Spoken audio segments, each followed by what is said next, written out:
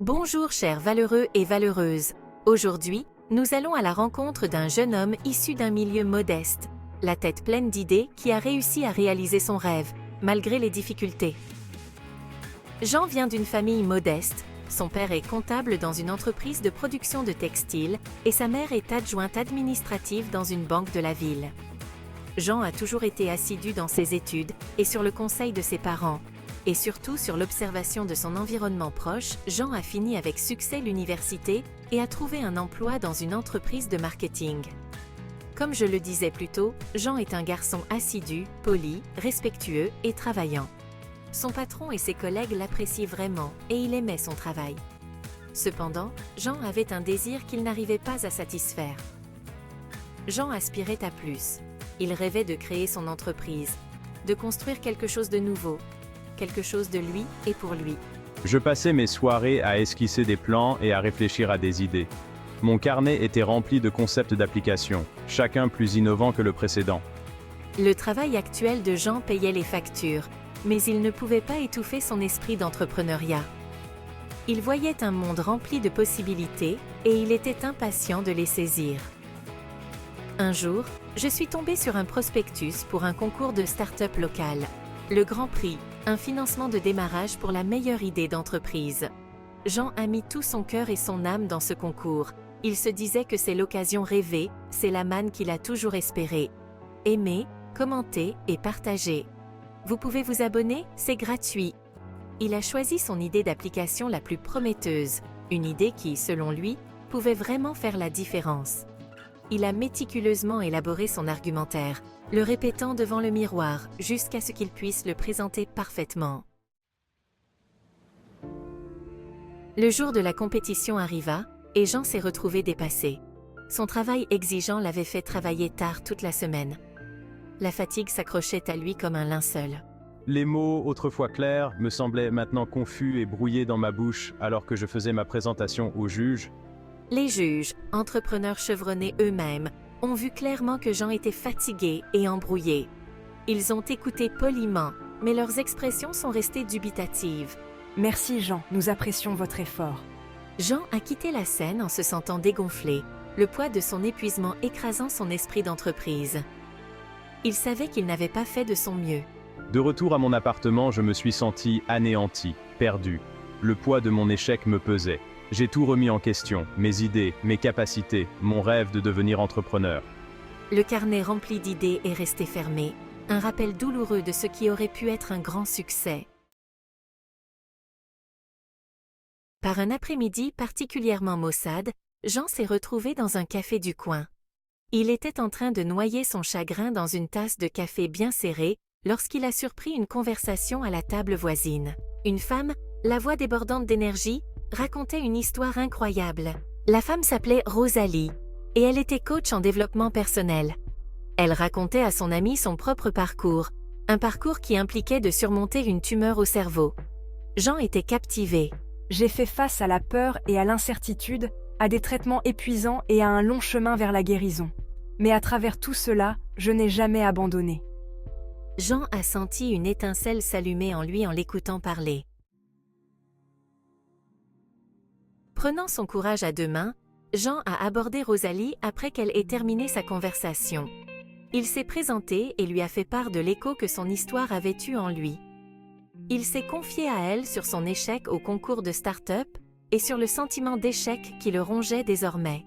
Mon cher Jean, l'échec n'est pas le contraire du succès. Eh bien non, c'est plutôt un tremplin vers celui-ci.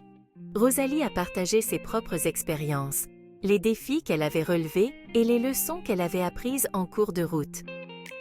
Elle a parlé de l'importance de la perspective, de la façon de considérer les revers comme des occasions de croissance et d'apprentissage. Bien sûr que tu n'as pas échoué, Jean. Tu as simplement appris une leçon précieuse. Tu as appris que le succès exige plus qu'une bonne idée. Il exige de la résilience, de la capacité d'adaptation et une confiance inébranlable en soi.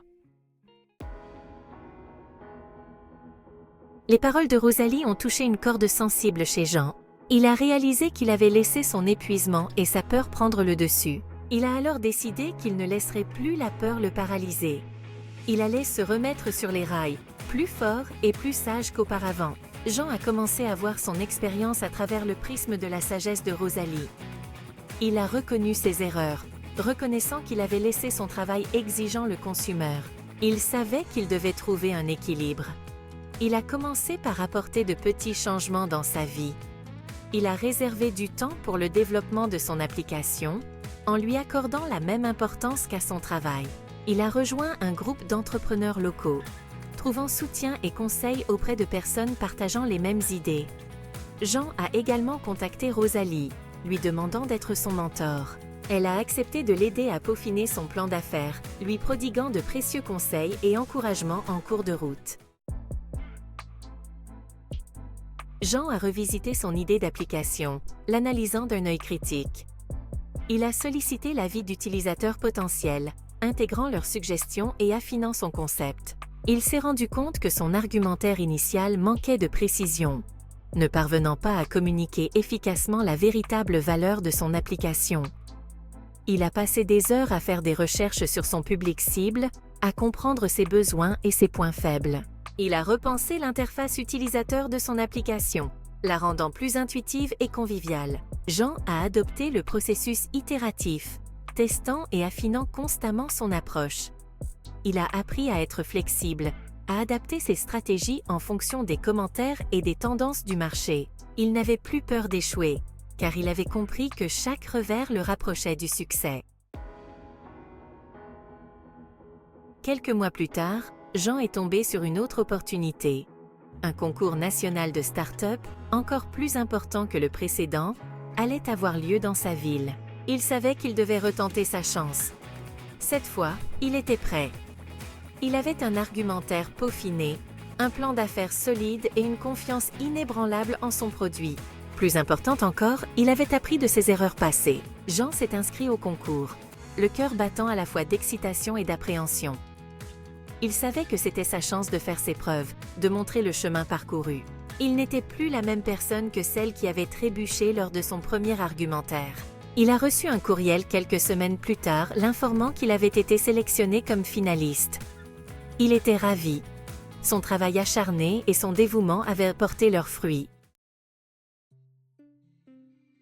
Le jour de la compétition est arrivé, et Jean ressentit un sentiment de calme et de confiance l'envahir. Il avait appris de son expérience passée, et il était déterminé à tirer le meilleur parti de cette opportunité. J'étais dans les coulisses, prenant de profondes respirations pour calmer mes nerfs, en attendant mon tour de monter sur scène. Le nom de Jean a été appelé, et il est monté sur scène. Il a pris un moment pour observer le public, le regard fixe et confiant. Je me suis lancé dans mon argumentaire, la voix claire et convaincante. J'ai parlé avec passion, mes mots brossant un tableau vivant du potentiel de mon application. Cette fois, il n'y avait aucune trace de peur ou d'épuisement dans son attitude, seulement la confiance tranquille d'un homme qui connaissait sa valeur. Les juges ont écouté attentivement, leurs expressions traduisant un mélange de curiosité et d'intérêt. L'argumentaire de Jean était concis, engageant et persuasif. Jean, vous avez clairement anticipé nos questions. Votre connaissance approfondie de votre marché cible et de votre produit est impressionnante. Jean a répondu aux questions des juges avec confiance et clarté, ses réponses démontrant son sens des affaires et sa passion pour son produit. Il gardait le contact visuel, son langage corporel respirant la confiance et l'enthousiasme. Alors que le dernier argumentaire se terminait, une vague d'applaudissements a éclaté dans la salle. J'ai souri, sentant une vague de fierté m'envahir. J'avais réussi. Les juges se sont retirés pour délibérer, laissant les finalistes attendre anxieusement leur décision. Les minutes se sont transformées en une éternité, tandis que Jean faisait les 100 pas en coulisses, le cœur battant à tout rompre. Il avait mis tout son cœur et son âme dans ce concours, et il espérait désespérément que ses efforts seraient récompensés. Enfin, l'heure de vérité arriva. Les juges sont revenus sur scène, le visage impassible. Le président du jury, un investisseur en capital risque de renom, s'est avancé pour annoncer le gagnant. Et le gagnant du concours national de Startup 2024 est Jen Miller et son application Innovate. Une vague d'euphorie a déferlé sur Jean alors que son nom résonnait dans l'auditorium. Des acclamations ont fusé de l'auditoire alors que je me dirigeais vers la scène, le cœur débordant de gratitude et d'exaltation. J'ai accepté le prix, un trophée élégant symbolisant l'innovation et l'esprit d'entreprise, avec un profond sentiment d'accomplissement. Alors que des confettis pleuvèrent sur lui, Jean s'est autorisé un moment de pure joie. Il avait prouvé qu'avec de la persévérance, tout était possible. Le voyage a été difficile, mais la récompense est plus douce que je n'aurais pu l'imaginer. La victoire de Jean ne marquait pas la fin de son voyage, mais le début d'un nouveau chapitre passionnant. Fort du financement de démarrage qu'il avait remporté, Jean a pu enfin donner vie à son application. Il a réuni une équipe talentueuse de développeurs et de spécialistes du marketing. Leur passion commune pour l'innovation alimentant leur esprit de collaboration. Innovat, l'application qui n'était autrefois qu'un simple concept griffonné dans un carnet, était désormais une réalité. Elle a rapidement gagné en popularité sur le marché, son interface conviviale et ses fonctionnalités innovantes attirant un public fidèle.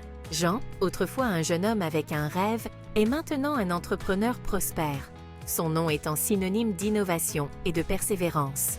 J'ai fait de ma mission de guider les entrepreneurs en herbe, en partageant mon histoire et en les inspirant à poursuivre leurs propres rêves. Le parcours de Jean témoigne du pouvoir transformateur de la persévérance.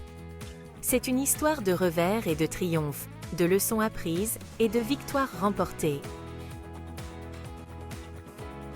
Si vous avez aimé l'histoire de Jean, alors cliquez sur le pouce vers le haut, aimez, commentez et partagez cette belle leçon de succès à vos amis.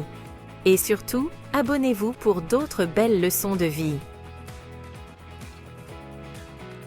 D'ici là, prenez bien soin de vous.